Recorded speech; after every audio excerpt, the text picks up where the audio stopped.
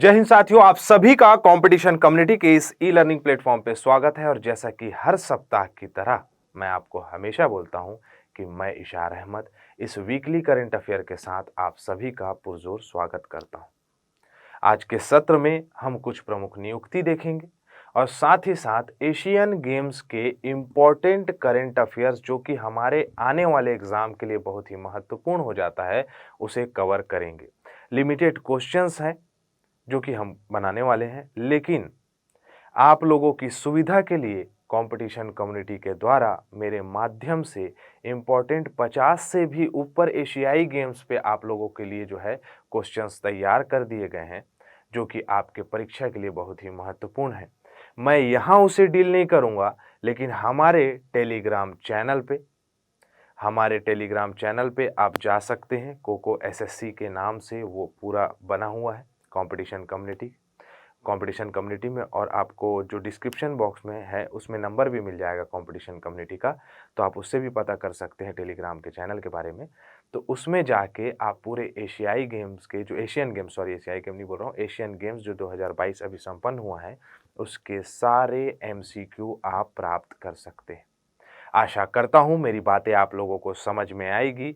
तो आइए लिमिटेड सा और जो है अपना इम्पोर्टेंट करंट अफेयर कवर करें। और आप लोगों को फिर से बोलूँगा कि इस वीडियो को ज़्यादा से ज़्यादा शेयर करें, और किसी भी प्रकार का डाउट, किसी भी प्रकार की अगर समस्या होती है तो आप कमेंट बॉक्स पे मेरे से डायरेक्ट कमेंट करके पूछ सकते हैं। मैं आप लोगों का रिप्लाई प्रॉपर दूंगा। तो इसी के साथ अपना सत्र प्रारंभ करते हैं। आइए, पहला प्रश्न और प्रमुख नियुक्ति जो कि राज्यपाल के रूप में हमेशा प्रश्न के रूप में पूछा जाता है। जैसे हाल ही में रघुवर दास को किस राज्य का राज्यपाल नियुक्त किया गया है, तो मैं आप लोगों को बताना चाहूंगा कि उड़ीसा राज्य के राज्यपाल नए चेंज हुए हैं, जिनका नाम है रघुवर दास। ठीक है, इसी प्रकार से दो नियुक्ति हुई है राज्यपाल की इस हफ्ते। एक रघुवर दास है और त्रिपुरा के एक राज्यपाल है। ये दिखाई दे रहे हैं आपको रघुवर दास। तो आइए त्रिपुरा के राज्यपाल के बारे में भी जानें। देख सकते हैं आप कि हाल ही में राष्ट्रपति द्रौपदी मुर्मू ने त्रिपुरा और ओडिशा के लिए नए राज्यपालों की नियुक्ति की है। प्रोफेसर गणेशी लाल के स्थान पर झारखंड के पूर्व मुख्यमंत्री रघुवर दास को ओडिशा का राज्यपाल नियुक्त किया गया है। वहीं सत्यदेव नारायण आर्य के स्थान पर भाजपा नेता इंद्रसेन रेड्डी को त्रिपुरा का राज्यपाल नियुक्त किया गया है। तो ये दो नियुक्ति आप लोगों के लिए बहुत ही महत्वपूर्ण हो जाती है। अब राज्यपाल से जब सवाल आया है तो उसके स्टैटिक पोर्शन पे भी हमारा नजर जाना चाहिए, जो कि आपके स्क्रीन के सामने ये दिखाई दे रहा है कि राज्यपाल से हमारे लिए जो है आपका स्टैटिक पोर्शन से कौन कौन से प्रश्न पूछे जा सकते हैं, है ना। तो इसी प्रकार से मैं हर सत्र में एक स्टैटिक पोर्शन और एक डायनेमिक पोर्शन लेके आता हूं, ताकि आप लोगों की पढ़ाई में किसी भी प्रकार की दखल ना हो, किसी भी प्रकार से आप लोग टूटे ना रिदम से अपने, मतलब मैं कहना चाह रहा हूं। और रिदम इसी में है कि जब भी आप न्यूज़पेपर पढ़ते हैं, कभी भी आप जो है करंट अफेयर्स पढ़ते हैं, तो आप डायनेमिक पढ़ने के साथ साथ उसका स्टैटिक पोर्शन पढ़ें, जिससे कि हमारा रिविजन जो है वो बेहतर से और बेहतर हो सकता है। समझ रहे हैं ना मेरी बात? क्लियर है? चलो आओ देखते हैं स्टैटिक पोर्शन को। तो मैं यहां से हट जाता हूं। राज्यपाल केंद्र सरकार का एक नामित व्यक्ति होता है जिसे राष्ट्रपति द्वारा नियुक्त किया जाता है। राज्यपाल से संबंधित प्रमुख अनुच्छेद हैं, जैसे कि आर्टिकल 153 प्रत्येक राज्य के लिए एक राज्यपाल का प्रावधान है। आर्टिकल 155 राज्यपाल की नियुक्ति के संबंधित आर्टिकल है। अनुच्छेद जो आपका आर्टिकल 156 है, पदावधि है, मतलब कि कितने वर्ष से कितने वर्ष तक के इसका कार्यकाल होता है। ठीक है, आप कमेंट बॉक्स में बताएं कि राज्यपाल का पदावधि जो है वो किस प्रकार से होता है, मतलब आपका कार्यकाल कितना होता है। ठीक है, उसके बाद है अनुच्छेद 157 से 158 में पात्रता है, आहारता है, शर्तें हैं, वह भारत का नागरिक हो, आयु कम से कम 35 वर्ष हो, संसद की किसी भी सदन या राज्य विधायिका का सदस्य नहीं होना चाहिए। अनुच्छेद 159 में जो है शपथ से संबंधित है, जो कि आपका उच्च न्यायालय के मुख्य न्यायमूर्ति कराते हैं। और अनुच्छेद 161 में जो है आपका क्षमादान की शक्ति है। तो आप इस प्रकार से इसके स्टैटिक पोर्शन को पढ़ सकते हैं और अपना ज्ञान बढ़ा सकते हैं। आगे बढ़ें। आइए अगला, किस राज्य में नामदफा राष्ट्रीय उद्यान के बाघों को सुरक्षा के लिए विशेष बाघ संरक्षण बल STPF की स्थापना की गई है। देखो, भारत में बाघ की जनगणना के अनुसार जो है हम ये देखते हैं कि 3167 के लगभग आसपास जो है बाघ हैं और बाघों का संरक्षण बहुत ज़रूरी है हमारे इकोसिस्टम के लिए और जो है इनकी विलुप्तता के लिए मतलब विलुप्त ना हो जाए उस आपके उद्देश्य से। देखो, समझना है साथियों कि अरुणाचल प्रदेश में ये स्थित है कौन सा आपका नामदफा राष्ट्रीय उद्यान। कहाँ है? पहले तो ये पता होना चाहिए कि सीधा-सीधा प्रश्न पूछा जाता है कि स्टैटिक पोर्शन से कि नामदफा राष्ट्रीय उद्यान कहाँ है? तो आपका अरुणाचल प्रदेश में। अब अरुणाचल प्रदेश की बात आई तो हमेशा एग्ज़ाम में वहाँ के पासेस से संबंधित प्रश्न पूछा जाता है, वहाँ के मतलब माउंटेन से संबंधित प्रश्न पूछा जाता है, पर्वत पहाड़ी से संबंधित प्रश्न पूछा जाता है। तो ये हमारे दिमाग में होना चाहिए। तो मैं आप लोगों को बता देता हूँ कि अरुणाचल प्रदेश मैप में आप देख सकते हैं कि अरुणाचल प्रदेश मुख्य रूप से भारत के पूर्वोत्तर राज्यों का हिस्सा है। मैप में क्या देख सकते हैं, मैं मैप बना ही देता हूँ। ठीक है? तो आप लोग को इसमें कुछ स्टैटिक पोर्शन भी याद करा देता हूँ ताकि आप लोग को ये याद भी रहे और हमारा पढ़ाई जो है वो रुकेगा नहीं, क्योंकि कंपटीशन कम्युनिटी हमेशा बोलता है कि पढ़ाई जो है वो नहीं रुकेगी। ठीक है? इस प्रकार से हम भारत का एक मैप बना लिए, जिससे कि हम रैंडम बना लिए, है ना? तो ये वाला भाग जो है हमारा अरुणाचल प्रदेश। मैंने कहा यहाँ पर जो है माउंटेन से पर्वत से प्रश्न पूछेगा, 3 से 4 पर्वत याद रखना है। आप याद रख सकते हैं कौन-कौन सा है, तो डाफला है, ठीक है? डाफला है, ठीक? उसके बाद अबीर या अबोर मिलेगा, अबोर, डाफला, अबोर, ठीक है? मिसमी मिलेगा, मिसमी पहाड़ी कहाँ है पूछेगा तो कहाँ है, अरुणाचल प्रदेश में, ठीक है? पटकाई की पहाड़ी कहाँ है, तो आपका अरुणाचल प्रदेश में। क्लियर? अब इस पहाड़ों में कुछ मार्ग होंगे, कुछ रास्ते होंगे नेचुरल, जैसे कि जिसे क्या कहा जाता है, पास कहा जाता है, दर्रा कहा जाता है ना? इस दर्रों से प्रश्न पूछा जाता है हमेशा स्टैटिक पोर्शन में। तो कौन-कौन सा है, तो यांग याप है, ठीक है? यांग याप, यांग याप, पांगसाट है, पांगसाट, ठीक है? और उसके बाद दिहांग दिबांग है, दिहांग दिबांग जो है आपका यहाँ पर बायोस्फीयर रिजर्व भी है, ठीक है? यांग याप, पांगसाट, उसके बाद आ जाएगा दीफू दर्रा, जो आपको कहाँ मिलेगा, दीफू पास जो है वो कहाँ मिलेगा, तो आपका अरुणाचल प्रदेश। इस प्रकार से हम स्टैटिक पोर्शन यहाँ याद रख सकते हैं, ठीक है? यांग याप, पांगसाट, दीफू, ये हमारे यहाँ के दर्रे हो गए। जैसे नीचे में आओगे इसके तो मणिपुर मिलेगा, मणिपुर में आपको तुजू दर्रा मिलेगा, ठीक है?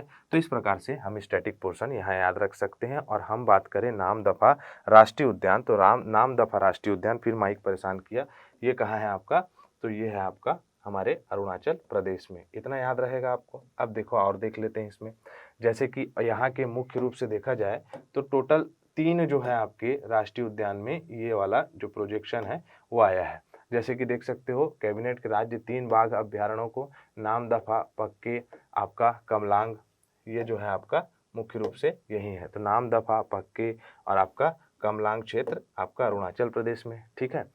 संरक्षण प्रदान करने के लिए स्टार्ट किया गया है। बाघों के आवास को सुरक्षित करना इसका मुख्य उद्देश्य है। वन्य जीवों की तस्करी को रोकना इसका मुख्य उद्देश्य है। पर्यावरण, वन, जलवायु परिवर्तन विभाग की संपत्ति की रक्षा करना, वैज्ञानिक वन प्रबंधन की सहायता करना, मतलब एवरीथिंग, सारी चीज़ों को क्या करा गया है इसमें, ओवरऑल थिंग्स को क्या किया गया है आपका इसमें, इस प्रोजेक्शन में आपका समाहित किया गया है। क्लियर है? तो इतना आप लोगों को याद रहेगा। क्लियर? आगे बढ़े, चलो आ जाओ। अगला हमारा प्रश्न है, हाल ही में किस देश ने आयरन बीम मिसाइल रक्षा प्रणाली के का परीक्षण किया है? देखो भाई, मोस्ट इंपॉर्टेंट हो जाता है, क्योंकि वैश्विक स्तर पे, अंतर्राष्ट्रीय स्तर पे ये जो है बहुत ही गर्म और जो है आपका देखा जा सकता है प्रमुख मुद्दा है। कौन सा मुद्दा? तो इजराइल और फिलिस्तीन वाला। तो आपको आंसर पता ही चल गया होगा। तो ये आयरन बीम बेसिकली साथियों, जैसे कि आप लोगों को एक बार मैं बताया था, तो इजराइल इसका आंसर हो जाएगा। पहले तो ये जान जाओ, आयरन बीम जो आपका ये है प्रोजेक्शन है इन लोगों का, ये क्या करेगा, डिफेंस एक प्रणाली है, रक्षा प्रणाली है, जिसके तहत लेज़र के माध्यम से, ये दिखाई दे रहा है यहाँ पर ट्रक में जो है आपका ऐसे नेविगेशन सिस्टम रहेगा, तो लेज़र के माध्यम से क्या कर सकता है ये, 7 किलोमीटर की दूरी में कोई भी चीज़ इसके दिखाई देगी तो उसको क्या कर देगा, ये ध्वस्त कर देगा।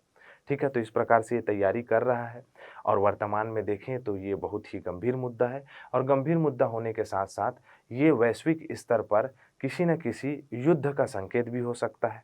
लेकिन अगर ये आप लोग कमेंट बॉक्स में बताइएगा कि अगर किसी भी प्रकार का युद्ध अगर होता है, तो वैश्विक स्तर पर जो इनके पक्ष और विपक्ष में, जैसे इज़राइल के पक्ष में कुछ देश हैं, फ़िलिस्तीन के पक्ष में कुछ देश हैं, जैसे कि वर्तमान में अगर देखें हम, तो भारत के जो आपका मिनिस्ट्री ऑफ इंटरनल अफेयर से सीधा सूचित किया गया है कि हम शुरुआत से फ़िलिस्तीन के साथ हैं।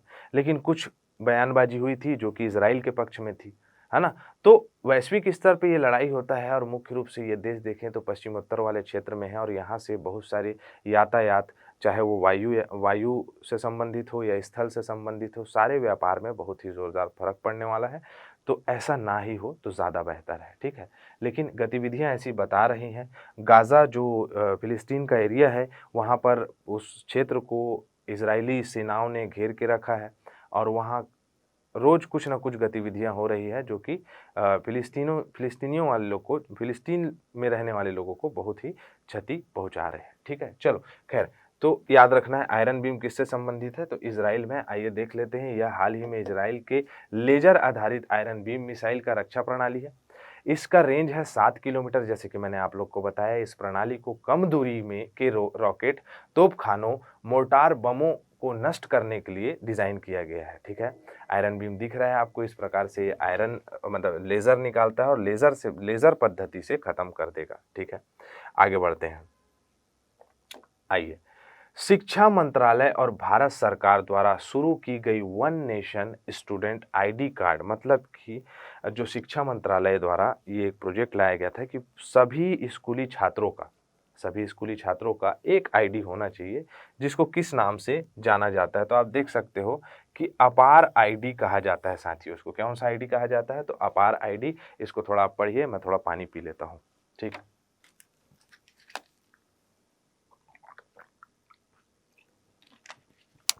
तो अपार आईडी जो है वो आपका सभी बच्चों के लिए बनाया गया है। स्कूल पद्धति में शिक्षा मंत्रालय, भारत सरकार को अपार आईडी बनाया, वन नेशन वन कार्ड के रूप में जाना जाता है इसे। भारत के शिक्षा मंत्री कौन है? तो धर्मेंद्र प्रधान है, ठीक है? तो इसमें जो है आपका इसे याद रख सकते हैं। आप आगे बढ़ें, चलो। अगला प्रश्न हमारे सामने रहा कि देश का सबसे ऊंचा तिरंगा कहाँ लगाया गया है? तो ये अमृतसर में लगाया गया है। हमारे देश के परिवहन मंत्री जो हैं, क्या नाम है उनका? नितिन गडकरी जी, केंद्रीय मंत्री। इन्होंने जो है आपका पाक के अटारी सीमा के पास सबसे ऊंचा, इसकी हाइट कितना है आपका? तो 418 फीट इसकी हाइट है। और आपका भारत के संविधान सभा ने राष्ट्रीय ध्वज का प्रारूप को अपनाया था कब? तो 22 जुलाई 1947 को। और पिंगली वेंकैया जो है इसके निर्माण करता है। तो ये स्टैटिक पोर्शन भी हमें याद होना चाहिए। क्लियर है साथियों? ठीक है, आगे बढ़ें, आ जाओ। अगला तो ये देख सकते हैं आप, इस प्रकार से ये 418 फीट का तिरंगा लगाया गया है पंजाब अटारी के पास। मतलब अटारी जो है वो पाकिस्तान का भाग है और पंजाब के बीच का बॉर्डर भाग है, वहां पर इसे बनाया गया है। क्लियर? चलो आ जाओ। अगला प्रश्न है, चर्चा में रहा चक्र 2 अभियान किसके द्वारा चलाया जा रहा है? चक्र 2।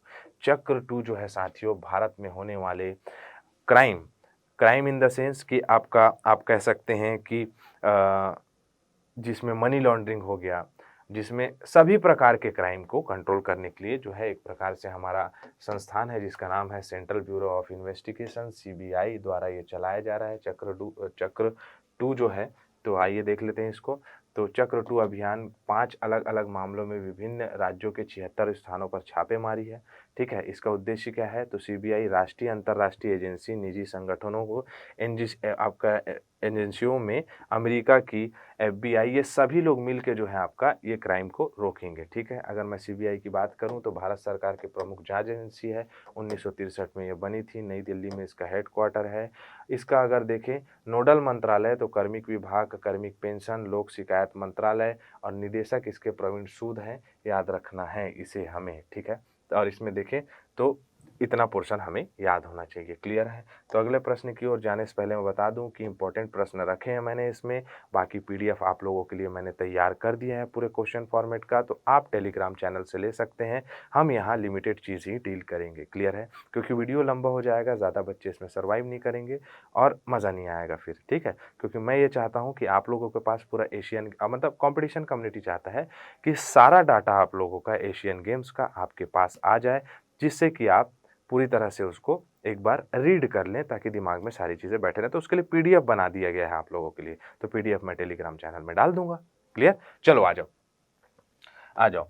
अगला है 2022 एशिया खेलों में भारत ने कुल कितने पदक जीते? तो याद रखना है कितने, 107 पदक जीते। फटाफट करेंगे। सबसे ज़्यादा चाइना जीता है 383 आपका पदक। क्लियर। उसमें देखो एशियाई खेल में 2022 में पदक तालिका में टॉप रैंकर देखेंगे तो सबसे पहले क्या है, चाइना है, फिर जापान है, रिपब्लिक ऑफ कोरिया है, फिर उसके बाद भारत है। तो ए आंसर इसका सही हो जाएगा। क्लियर। इसका पीडीएफ भी आप लोगों को कहाँ मिल जाएगा? तो इसका पीडीएफ आप लोगों को मिल जाएगा हमारे ऑफिशियल टेलीग्राम चैनल पे। बार बार बोल रहा हूँ, कोको एसएससी आप सर्च करेंगे तो आपको ये मिल जाएगा। ठीक है। उसके बाद आप इशार सर भी सर्च करते हैं तो उसमें भी आप जुड़ सकते हैं। इशार सर टेलीग्राम चैनल पे, उसमें भी मैं आप लोग को ये प्रोवाइड कर दूंगा। ठीक है। उसके बाद आ जाओ कहाँ है, तो एशियन गेम्स 2022 के उद्घाटन समारोह भारतीय ध्वज के ध्वजारोहक कौन से थे? करवा चुका हूँ वाला प्रश्न, हरमनप्रीत सिंह और लवलीना बोरगोहेन। समापन समारोह में पी.आर. श्रीजेश जी जो कि हॉकी के प्लेयर हैं वो थे। ठीक। 2022 में हुई एशियन खेल का कौन सा संस्करण है? तो याद रखना है 19th नंबर का है। ठीक है, 19th नंबर का है 2022 में। और पहला संस्करण कहाँ हुआ था? तो हमारे भारत में ही हुआ था। याद रखना है 1951 में। आगे में देखेंगे उसको। 19वें एशियाई गेम्स में महिला क्रिकेट टीम में कौन सा पदक जीता है? तो महिला टेस्ट क्रिकेट टीम ने स्वर्ण पदक जीता है, जिसकी कप्तान कौन थी? तो हरमनप्रीत कौर थी। ठीक है, 19 रनों से हराया। किसको हराया? तो श्रीलंका को हराया था इन्होंने। क्लियर। ठीक है, आगे बढ़ें। आ जाओ। अगला है 19वीं एशियाई गेम्स का आयोजन कहाँ हुआ था? तो हांगझाओ चीन में हुआ था। देख सकते हैं आप कि 23 सितंबर से 8 अक्टूबर 2023 तक के ये चला है। 8वां नंबर का कहाँ हुआ था? तो इंडोनेशिया में हुआ था। एशियाई खेलों में टोटल 11 देशों की टीम शामिल होती है, ये भी याद रख लो। उसके बाद है भारत में 2 बार एशियाई खेलों की मेजबानी की है, एक बार 1951 में पहली बार, फिर 82 में। उससे अधिक 4 बार एशियाई खेलों की मेजबानी किसने की है? तो थाईलैंड ने की है, और 3 बार चीन कर चुका है वर्तमान का मिला के। क्लियर। आगे बढ़े। 19वां क्रम का संस्करण है। 19वें एशियाई खेल में नीरज चोपड़ा ने 88 मीटर कितना फेंका था? तो 88.88 मीटर जो है भाला फेंक के जो है आपका स्वर्ण पदक जीता था। और एक डाटा और है, 87 पॉइंट आपका 54 पर आपका मीटर फेंक के, कहा गया इनका नाम, किशोर जेना, ये जो है रजत पदक जीते थे। ठीक है, क्लियर। उसके बाद 1951 में एशियाई खेलों में परसा सिंह ने रजत पदक जीता था इसी खेल में। क्लियर। ठीक, तो इतना आप लोग इसमें याद रख सकते हैं। ठीक है। हाँ, एक और इम्पोर्टेंट, ठीक ठीक, अनु रानी, इनको जो है गूगल में सर्च करिए। ये नीरज चोपड़ा जी जैसे हमारे भारत की भाला फेंक में स्वर्ण पदक जीतते हैं हमेशा, वैसी अनु रानी जी जो हैं वो भी सामने आ रही हैं, जो कि भाला फेंक में गोल्ड मेडल जीती हैं। क्लियर है, तो आप लोग को ये याद रखना है साथियों। क्लियर। अगला है 19वें एशियाई का स्लोगन क्या है? एशियाई खेल का स्लोगन क्या है? एशियाई का नहीं होगा, वो एशियाई खेल होगा। ठीक है, एशियाई खेलों का आपका स्लोगन क्या होगा? ठीक है, गेम्स, GAMES, गेम्स का स्लोगन क्या होगा? तो क्या था, मतलब हार्ट टू हार्ट फ्यूचर, ये है इसका स्लोगन। क्लियर। ठीक है, स्लोगन पूछा जाता है, मैस्कॉट पूछेगा, मैस्कॉट भी होगा। एशियाई खेल में पहली बार किस वर्ष आयोजित किया गया था? तो जैसे कि मैंने बताया 1951 में सबसे पहले भारत में इसे स्टार्ट किया गया था। शामिल देश 11 थे उस समय। ठीक है, वर्तमान में कितने हैं आप लोग को ये बताना है। 4, मैं उस समय 11 बता दिया था क्या आप लोग को? अगर बता दिया होगा, निकल गया होगा तो क्षमा चाहूँगा। आप लोगों को बताना है कि कितने देश इसमें पार्टिसिपेट किए हैं। 4 मार्च, क्योंकि मैं आप लोगों को पीडीएफ दे दूंगा, सारा चीज़ है उसमें। 4 मार्च से 11 मार्च 1951 में नई दिल्ली में हुआ था। प्रधानमंत्री जवाहरलाल नेहरू प्रधानमंत्री थे, और राष्ट्रपति इस समय कौन थे? तो राजेंद्र प्रसाद जी थे। क्लियर। 19वें एशियाई खेलों के 3 शुभंकर में से इनमें से कौन से है? तो याद रखना है क्या क्या है, कांग कोंग, लियान लियान और चेन चेन। बड़ा बेहतरीन नाम है, ये तीनों है, याद रखना है आप लोग को। क्लियर। ठीक, अब है जो हम रिवर्जन सत्र में चालू करते हैं अपना। जलीय जीव घोषित किया है किस राज्य ने अपने राज्य का? तो उत्तर प्रदेश ने घोषित किया था, आप लोगों को मैंने बताया था। और भारत ने 2009 में जो है वो आपका इसको राष्ट्रीय आपका जलीय जीव घोषित कर दिया है। ठीक है, 2009 में। तो अब वर्तमान में कौन किया है? तो आपका गंगा डॉल्फिन को उत्तर प्रदेश राज्य ने। देख सकते हैं आप इसका आप स्क्रीनशॉट लेते जाएंगे, क्योंकि अपन रिवीजन कर रहे हैं। ठीक है, यह मेरी गंगा मेरी डॉल्फिन जो है आपका उत्तर प्रदेश के हड़ापू में चालू हुआ है। 2009 में भारत जो है इसमें क्या किया था, जलीय जीव घोषित किया था, जैसे कि मैंने बताया। और अगर गंगा डॉल्फिन कहाँ कहाँ मिलती है? तो डॉल्फिन यमुना, चंबल, घाघरा, राप्ती, केरुआ, ये सभी नदियों में मिलती है। क्लियर। उसके बाद है गंगा डॉल्फिन को भारतीय वन्यजीव अधिनियम संरक्षण 2072 के तहत शामिल किया गया है। गंगा डॉल्फिन का नाम क्या है साइंटिफिक? तो प्लेटनिस्टा गैंगटोका। ठीक है, गैंगेटिका। क्लियर, ये याद रखना है, थोड़ा सा जबान फिसल जाती है। 1801 में इसे खोजा गया था। ठीक है। हाल ही में केंद्र सरकार ने किस मंत्रालय में आपका श्रेष्ठ योजना चालू की है? तो सामाजिक एवं न्याय अधिकारिता मंत्रालय द्वारा इसे चालू किया गया है। किसके लिए? तो एससी वर्ग को शिक्षा में सशक्त और प्रबल बनाना। क्लियर। आगे बढ़े। हाल ही में उत्तर प्रदेश के प्रतापगढ़ रेलवे स्टेशन का नाम बदल कर क्या कर दिया गया है? तो ए ऑप्शन होगा इसका मां बैल्हा देवी धाम प्रतापगढ़ जंक्शन कर दिया गया है। और देखें भारत में तो प्रयागराज का नाम इलाहाबाद हो चुका है, अयोध्या जो है वो फैजाबाद का नाम हो गया है। अगर मुगल सराय स्टेशन का देखें तो पंडित दीनदयाल उपाध्याय हो चुका है। झांसी रेलवे स्टेशन का नाम वीरांगना लक्ष्मीबाई रेलवे स्टेशन हो चुका है। तो यहाँ से स्टैटिक पोर्शन रेलवे वाले से पूछ सकता है और बाकी लोग से भी पूछा जा सकता है। अगला प्रश्न है हमारा, भारतीय नौसेना द्वारा अभ्यास चक्रवात 2023 का आयोजन किस राज्य में किया जा रहा है? तो नन अदर देन हमारा भारत का सबसे छोटा समुद्री सीमा का साझा करने वाला राज्य कौन सा है? तो गोवा है। और सबसे बड़ा कौन सा होगा? तो सबसे बड़ा होगा गुजरात। क्लियर है। उसके बाद आंध्र प्रदेश आता है। तो ये भी आप लोग स्टैटिक पोर्शन याद रख सकते हैं। ठीक है। अगला, तो ये क्या क्या कराया जा रहा है? तो ये अभ्यास आपदा राहत के लिए कराया जा रहा है। एक्सरसाइज भारत NCX जो है वो साइबर क्राइम को दूर करने के लिए चलाया जा रहा है। बिल्कुल इससे सशक्त जो है सचेत रहें, क्योंकि बहुत ज्यादा साइबर क्राइम हो रहे हैं वर्तमान में। अगला है, हाल ही में हिंद महासागर रिम एसोसिएशन IORA का अध्यक्ष किसे नियुक्त किया गया है? तो भारत का समुद्री सीमा का साझा करने वाला पाक जल डमरू मध्य से अलग होने वाला राज्य श्रीलंका। जैसे भारत के प्रायद्वीपीय भाग है, ये श्रीलंका है। इस क्षेत्र को पाक डमरू जल डमरू मध्य कहा जाता है। ठीक है। पाक स्ट्रीट कहा जाता है। यहाँ आपको एडम ब्रिज मिलेगा और ये वाला क्षेत्र मन्नार की खाड़ी वाला भाग है। तो आप इतना याद रख सकते हैं। क्लियर है साथियों। आ जाओ अगला बढ़ते हैं। हमारा अगला प्रश्न है, और उपाध्यक्ष कौन है उस IOR का? तो आपका याद रखना है रिम एसोसिएशन का तो भारत उपाध्यक्ष है। भारत हैवी इलेक्ट्रिकल लिमिटेड भेल के निदेशक के रूप में किसे किया गया है? आपका मतलब बनाया गया है किसे? तो कौन है आपका? बीना वर्मा, जो कि हम पिछली कक्षा में भूल गए थे। तो बीना वर्मा बोलता हूँ भाई, बानी वर्मा। ठीक है। तो बानी वर्मा को बनाया गया है। सार्वजनिक क्षेत्र में सबसे बड़ी बिजली उत्पादन की कंपनी है। 1964 में ये बना था भेल। और डॉक्टर नलिन सिंघल जो है इसके अध्यक्ष एवं प्रबंधक निदेशक हैं। क्लियर। अगला, 8वां ब्रिक्स अंतरराष्ट्रीय स्पर्धा सम्मेलन आयोजित कहाँ किया जा रहा है? तो कहाँ किया जा रहा है मेरे साथियों? तो आप लोगों को पता होना चाहिए। ये किया जा रहा है कहाँ? तो नई दिल्ली में किया जा रहा है। ठीक है। ब्रिक्स में कितने देश शामिल है? तो ब्रिक्स में आपका 5 देश शामिल है। कौन कौन से? तो Bharat, Russia, Brazil, Russia, India, China और साउथ अफ्रीका। भारत बोल रहा था मैं बी से, लेकिन वो क्या है? ब्राजील है। इसमें अगर देखें तो दक्षिण अफ्रीका और बाकी देश जो है बाद में शामिल हुए हैं। क्लियर। ठीक है। आगे बढ़े। अभी और देश शामिल होने वाले ब्रिक्स में, देख सकते हो अर्जेंटीना, मिस्र, ईरान, सऊदी अरब, इसलिए बोला मैंने आपका बाद में शामिल होने वाले। तो इतने देश और आ जाएंगे ब्रिक्स में।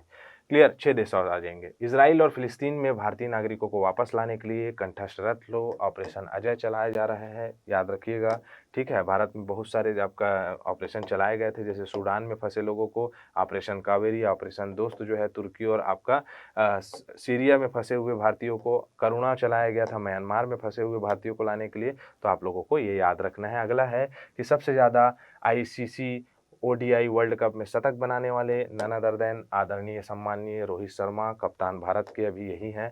ठीक है। हाल ही में बांग्लादेश में पद्मा ब्रिज रेल लिंक परियोजना जो है किस में बनाया जा रहा है? तो बांग्लादेश में बनाया जा रहा है। चीन के सहयोग से इसे बनाया जा रहा है। क्लियर है साथियों। आगे बढ़ें। अगला है, वर चर्चा में रहा मैराथन धावक केल्विन कैप्टन ने, जो कि केनिया के हैं, इन्होंने वर्ल्ड रिकॉर्ड बना लिया है। ठीक है। आप लोगों को इतना पता होना चाहिए।